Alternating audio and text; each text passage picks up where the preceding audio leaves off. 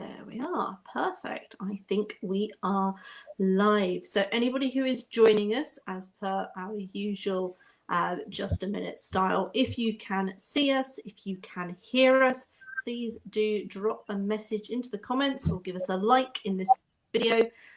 This is just a minute 11 plus style, the very short kind of quiz style that lets you get to know our resource providers that we have here on 11 plus journey. Perfect. I can also see that people are starting to hear us. So I'm going to go straight ahead and introduce. We've got Sheena Agar with us. And I think probably a lot of people know who you are, but introduce yourself for us.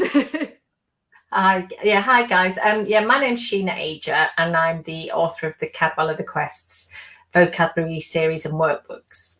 And thank you, Saba, for inviting me on the jam session, and thank you, Gemma. I'm so excited because I love Radio 4. Which is great, because I think you were one of the first people when we had this idea that kind of reached out and said, this sounds great, this sounds like a really good fun, and so I'm really glad that we've got you on. And I think it's a brilliant idea, brilliant concept, Gemma. Well done. It should be a good fun. So perfect. So if you are ready, are we good to go? Perfect. So as I said, this is a little bit of a time for you to shine and for you to tell us all about what you do and all about your products. So please do feel free to show stuff. Feel free to talk. The kind of general just a minute rules, which on Radio 4 are kind of no repetition, no ums, no ahs, no pauses. It doesn't really apply here because you can't do it 11 plus style. You can't get through it without saying the word vocabulary too much. So true. All right. So let's get started. So the first one is, what is your product and who is it aimed at? Okay, so as I've already said, I'm the author of the Cadwalla the Quests vocabulary novel trilogy, because it's a trilogy now, and the supporting workbooks. There are supporting workbooks which follow the novels chapter by chapter, so you have to have read the novels to use those workbooks, but there are also standalone workbooks where you don't need to have even seen any of my work. And they were collaborations with Education Boutique and Excel Education, and they're all behind me there. The trilogy and the workbooks are aimed at late year 4 and 5 pupils looking to improve vocabulary, comprehension, and creative writing skills for the 11 plus tests. I do have year 3 readers, but they're super confident kids, and I don't actively recommend the books to year 3, as I just don't want to scare kids off before they're ready to read them. And I even go so far as saying I wouldn't recommend until late year 4. So yeah, that's the books. It's novels and workbook. Perfect. All right. Okay. What problem do you think it solves, and what is unique about it? I know what I think, but I'd be interested to hear you. Okay, so the Cadwalla the Quest trilogy, which is one overarching story, I would say aimed to take the pain out of learning tricky vocabulary. That was my aim. And I wrote it for and with my reluctant reader son when he was studying for the 11 plus. They're basically contemporary novels, but they're packed with in-context challenging vocab. So the trilogy, not the workbooks, have a built-in child-friendly dictionary on every page, along with hundreds of synonyms and antonyms. So you've got the story at the top of the page, the definitions at the bottom, but unique to the books is the contextualized dictionary. And what do I mean by that? So the keywords, not only have I defined the keywords, but I've defined the relevant part of speech as it's used in that sentence. And the books don't aim to replace dictionaries, but they aim to make a difficult read easier just by keeping the child on the page. And one thing I do want to stress, Gemma, is the words are not a to learn list. Please, parents, don't make your children learn all those words by rote. Excuse my dog, Gemma. Right, that's it.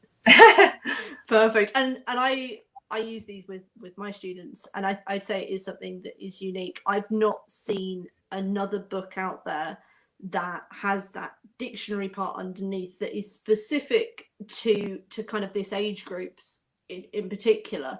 Obviously, Yeah. within kind of Kindle, you can highlight and you can see definitions of words, but it's not often child friendly, and that's But the something that I thing, think these are.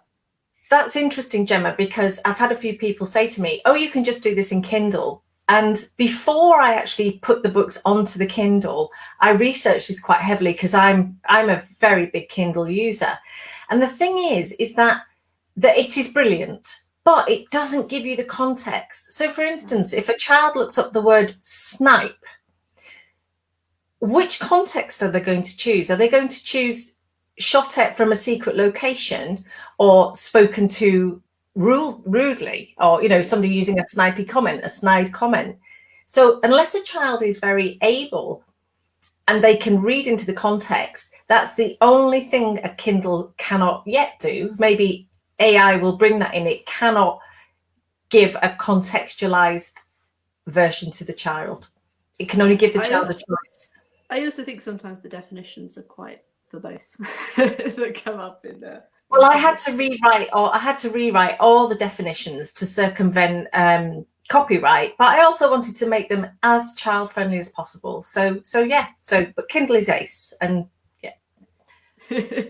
Perfect. All right. So we've kind of touched on this, but how does your product help children, tutors, parents, whichever combination you choose to talk about? Here's your minute. Okay, so I would say that the trilogy exposes children to the vocabulary that I curated from 7 years of supporting my children. And these white cabinets behind me are full of 11 plus books, not just books that I used with my kids, but books that I've subsequently collected. So I try to curate words that have appeared in the 11 plus. But I would say how it helps children is the dictionary's there. It doesn't pull them from the story. I call it vocabulary by stealth. It's going in context. But the key thing is if you have a reluctant reader like my son, who has never read a classic, not looking forward to GCSE with him, parents can be rest assured that these contemporary novels are giving their children the classic vocabulary and all under one roof, so to speak. So in reading the trilogy, the vocabulary exposure is guaranteed. And for tutors, I would say, they can also be rest assured that if they offer these to their pupils, then their pupils are seeing the vocab. And I do have a lot of tutors that buy the books in bulk from me and use them in the classroom the whole time, as do quite a lot of independent schools now. That's something that we kind of recommend when we have the education hotel is those many of the resource providers that we've featured on these sessions, but in particular the books are there because we do think they fill a kind of a unique hole. So that's perfect. All right. Next one. Is it 11 plus specific? Does it cover a broader area? So I'd say the trilogy is aimed at the trilogy is aimed at all 11 plus testing, but it's really effective and comes into its own for the super selective grammars, the state grammars such as your Sutton schools, your Henrietta Barnett, your St Olave's, your QE, and then with the independent schools, that they really serve the independent schools very well, especially the very highly competitive schools and the London schools, where we both know that vocabulary is critical there, comprehension is critical, as is creative writing. So I have a creative writing workbook, which is standard answer. My standalone workbook is multiple choice. So I try to cover the whole remit. And I would say that the trilogy would be fabulous for 13 plus, but they might find the story too young. If they can't tolerate the story, then fair enough. But the vocab is there for 13 plus and even GCSE. Yeah, I've used it for 13 plus learners before. And even just going through the dictionary, I think has been something that I've done with 13 plus learners. So the kind of style of book, one of my students, we've written a similar, I think it was a chapter of one of our books similarly to it, just to practice the kind of style of it. It can be quite useful for students to think about the synonyms that they might use, because then it often gets them in their own writing thinking about what they could replace as. So sure. it could be in fact, one of the main instructions to my editor was the synonyms that are listed must be able to fit into the sentence. So they can't just be very far synonyms. The synonyms that are listed, they had to be near synonyms so that it made sense to children. Next one we've got is, what other resources would you recommend, not your own?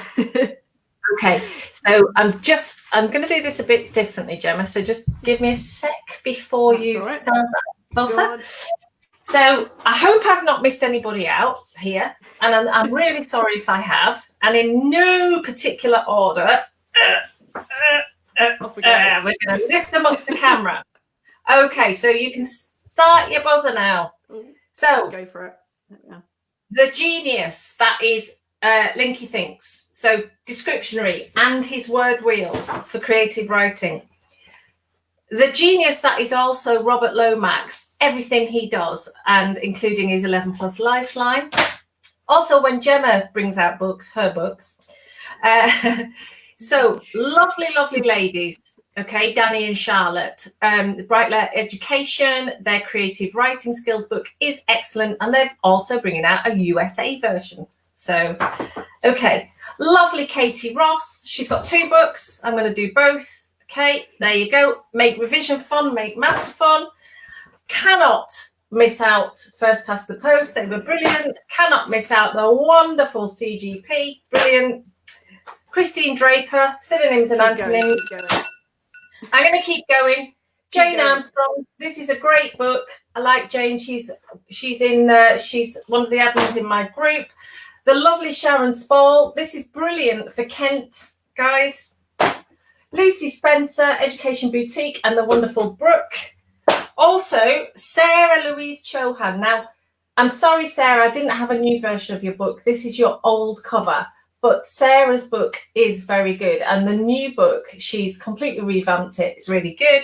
That's and finally, last but not least, Bond. We did use Schofield and Sims, and we did use Let's, but we did those with tutors.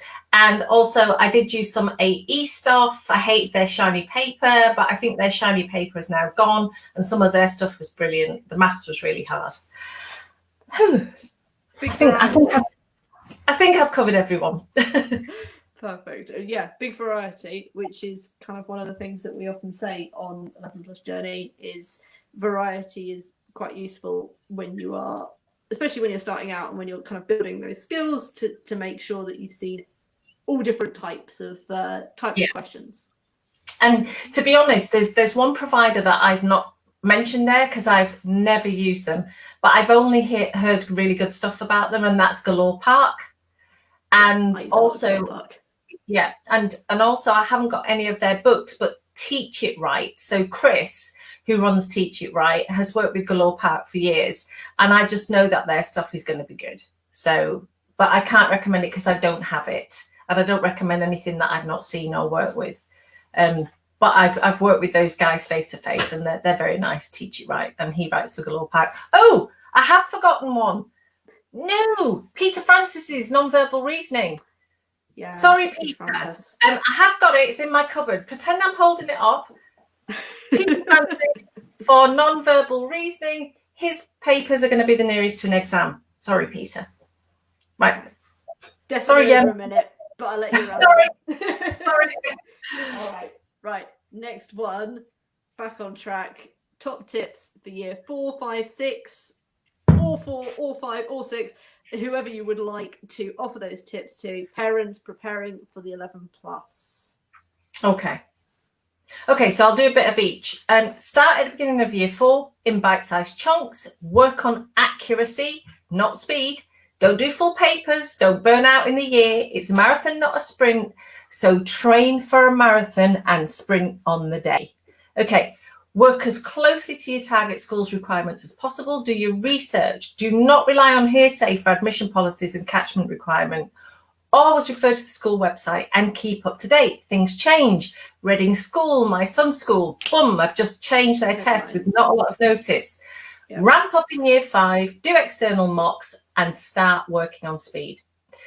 For year 6, your SATs should be easy peasy if you've done this prep. But for year 6 indies, be prepared to work over Christmas because your tests are usually in January. And finally, for all the 11 plus tests, but especially super selectives, you need superb English skills. Yeah, I would echo every single one of those points. What are you working on now? Obviously, we've had the trilogy. What comes next? Everyone wants to know. This is really exciting. I am writing a series of prequels, so Cadwallader Quest prequels, which will be called the Cadwallader Prequests, and they're aimed at years 3 and 4. And they should be here just after Christmas. I can't get them done before Christmas. They're stories that are based on the Cadwallader Quest, but they're set beforehand in the 12th century, and they'll tie in exactly with the later books. So dare I say this? I can't say my name in the same sentence, but I'm going to think Star Wars. So the 3 original Star Wars films were a successful franchise, and they went back and wrote prequels. And that's what I'm doing because the books have been well received, but parents have told me there is a dearth of good stuff out there for years 3 and 4. So it'll be nice. I'm really enjoying writing challenging work for years 3 and 4. So yeah, they should be here after Christmas. Okay, so for years 3 and 4 parents, keep your eye out. Yeah. Okay. Last question. I always ask something about a quiz show. And when we first of all pitched this idea, I remember you saying, I absolutely love Radio 4. And I thought, okay, right, what other Radio 4 kind of quiz shows? Not quite quiz shows, but Desert Island Disc is one that came to mind. So in Desert Island Disc, you choose, I think it's 8 tracks, 1 book, and a luxury. I would be interested to know, what would your luxury be if you were stuck on a desert island? Oh, so I hoped you'd ask me about which track would I say from the sea. So that would be easy. I'm going to tell you anyway, Gemma, because my lifelong ambition, I've got 2. One is to go on Desert Island Disc. I know I've arrived when I get that invitation. And the other is to go up in a fast jet. That's why fast jets always appear in my stories. The disc I would say from the sea is Hey Jude, because that's why I called my son Jude. The book would be Sapiens. What's the luxury? Do you know what? Do you know what I think my luxury would be? I would hate being on a desert island so much that I think I would take an never-ending supply of champagne. Because I'd just sit there under a palm tree listening to Hey Jude. I could write a book in the sand with my finger, read Sapiens over and over again, and be merry. Just drink lots of champagne. I'd need a glass though. Can I take a nice crystal flute as well? No. I'd have to, yeah, from the bottle. That'd look elegant, wouldn't it? Oh, Gemma, but it's got to be chilled. I can't drink more of champagne. That's a good idea. Good idea. Perfect. All right. So this has been Just a Minute with Sheena and the Cadwallader Quests. If you are a resource provider and you are listening to this and thinking, yes, I really want to be there, being timed and answering these questions, do drop us an email at 11plusjourney@gmail.com. And Sheena, where can everybody find you and all of your stuff? Well, first of all, I just want to say thanks, Gemma, because it's been brilliant. I've loved it. I actually feel like I've arrived, okay, being interviewed. And thanks to Saba, because this is a great initiative. And you can find, I do have a website, and it's Slager, so that's slager.co.uk. All my books are on Amazon. I have my own creative writing group. It's the Cadwallader Quest, quite a long name actually. I think it's I can't even remember it. Creative writing group. But if you put it into If you Facebook, search Cadwallader Quest, it comes up. Yeah, it'll pop up. So that's and that's, it's such a lovely group in that parents will upload their children's work, and there's some fabulous tutors like yourself, Gemma, who give their time and energy to, you know, to help the children improve their work. So it's a lovely little group. I've got a page. Everybody's got to have a page on Facebook, haven't they? And all my books are available from Amazon. I also have American versions of the book, and also I don't know if tutors know this, but I can offer some discounts for bulk buys, which I can have delivered to your establishments. So yeah, so that's me, Gemma. Thanks a lot. I really enjoyed it. Brilliant. I feel like you can send this in to Desert Island Discs as like Yes, tape. yes. I'm waiting for the call. I'm waiting for the call. Brilliant. All right then, Sheena. Thank you ever so much for being with us live, and we will be back in the next 2 weeks, and I'll be interviewing somebody new. So that's it from us for everybody, and bye-bye. Bye. Thanks, guys. Really enjoyed it. Thanks.